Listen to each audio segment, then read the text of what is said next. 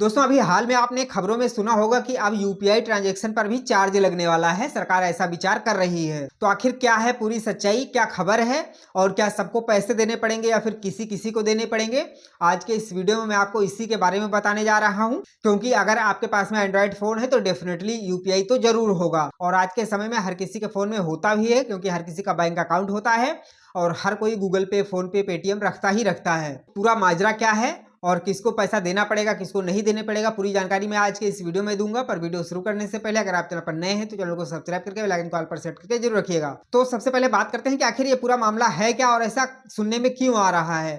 तो देखिए, उसका कारण ये है कि जब आप कोई भी ट्रांजेक्शन करते हैं तो कहीं ना कहीं उसकी एक कीमत तो होती ही है। भले ही वो आपके लिए फ्री है, आपने तो सिर्फ एक क्यूआर कोड स्कैन किया और पेमेंट हो गई, लेकिन कहीं ना कहीं यहाँ पर दो बैंक एक्टिव होते हैं। एक आपके खाते से पैसा कटता है और सामने वाले के खाते में जाता है। तो ये प्रक्रिया होती है। उसके बाद में एनपीसीआई होता है, उसका एक सिस्टम होता है। और तीसरा जो ये ऐप्स होती हैं जहां से भी आप यूपीआई करते हैं, तो इन सभी चीज़ों के माध्यम से आपकी पेमेंट होती है।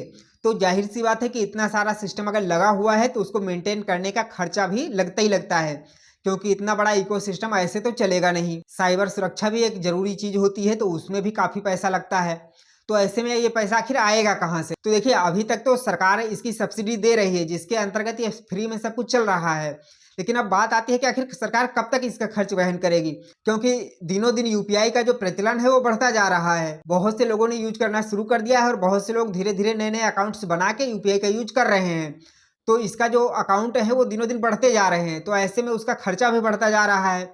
तो बात यही आती है कि आखिर सरकार कहाँ तक इस खर्चे को वहन करेगी, कहीं ना कहीं से तो निकालना पड़ेगा। तो इसीलिए सरकार ने ये विधेयक पास किया है और संभवतः ये बहुत जल्द कानून बन जाएगा उसके बाद में, क्योंकि सरकार ने अपने हाथ में इस विधेयक को पास करवाया है ताकि इसमें जब भी कोई नियम लागू करना हो, जब भी चार्ज लगाना हो तो वो आसानी से लगाया जा सके।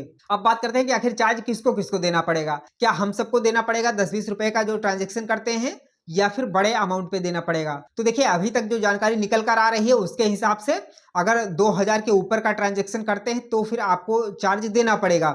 वहीं जो छोटे व्यापारी हैं जो 10-20-100 रुपए का पेमेंट करते हैं, 500 का, 1000 का करते हैं, यानी 2000 के अंदर में अगर पेमेंट होती है तो वहां पर कोई चार्ज नहीं लगेगा। और ये जो 2000 के ऊपर में लगेगा वो सबको नहीं लगेगा। सरकार का कहना यह है कि वो सिर्फ मर्चेंट को लगेगा, यानी कि जो बिजनेस वाला क्यूआर कोड होता है जब आप उसको स्कैन करेंगे तो वहां पर वो चार्ज मर्चेंट को लगेगा, यानी कि दुकानदार को वो चार्ज जो है भुगतान करना पड़ेगा, आपको नहीं देना पड़ेगा। लेकिन जाहिर सी बात है कि अगर दुकानदार को उसका खर्च वहन करना पड़ेगा तो वो हमसे बढ़ाकर ही लेगा, ये तो डेफिनेटली है, इसमें कोई शक नहीं है। लेकिन सरकार का कहना यही है कि हम आम उपभोक्ताओं से नहीं लेंगे, हम सिर्फ दुकानदारों से लेंगे। अब बात करते हैं कि चलिए दुकान पे हमने किया तो वहां पर लग रहा है, लेकिन क्या पर्सनली जैसे अपना आपस में करते हैं, चाहे दोस्त में हो, रिश्तेदार में हो, आपस में अगर हम कोई भी ट्रांजेक्शन करते हैं तो उसकी क्या नियम रहेंगे? तो देखिए, वहां पर कोई भी चार्ज नहीं लगेगा। जैसे अभी तक सब कुछ फ्री है वैसे ही आगे भी रहेगा।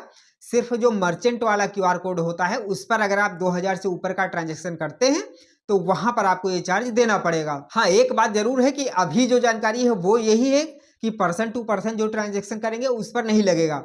वो बात की बात है कि आने वाले समय में हो सकता है कि लग जाए, लेकिन अभी की जो खबर है उसके मुताबिक सिर्फ यही है कि जो मर्चेंट वाला क्यूआर कोड रहेगा, यानी कि जब आप दुकान पर कोई भी क्यूआर कोड स्कैन करेंगे, 2000 से ऊपर का पेमेंट करेंगे तो वहां पर लगेगा। अब कितना लगेगा, क्या परसेंटेज रहेगा, उसकी जानकारी अभी तक सरकार ने नहीं दी है। वो आगे अगर जो भी जानकारी आती है, कोई भी जानकारी इस विषय में आती है तो वो जानकारी मैं आपको इस चैनल के माध्यम से जरूर दूंगा। आपका इस पर क्या विचार है, यूपीआई फ्री रहना चाहिए या फिर चार्ज लगना चाहिए? अपनी प्रतिक्रिया कमेंट में जरूर दीजिएगा। जानकारी पसंद आई हो तो वीडियो को लाइक करिएगा, दोस्तों में शेयर भी करिएगा और ऐसी जानकारियों के लिए चैनल को सब्सक्राइब करके बेल आइकन को ऑल पर सेट करके जरूर रखिए। चलिए मिलते हैं अगली जानकारी के साथ में, तब तक के लिए जय हिंद।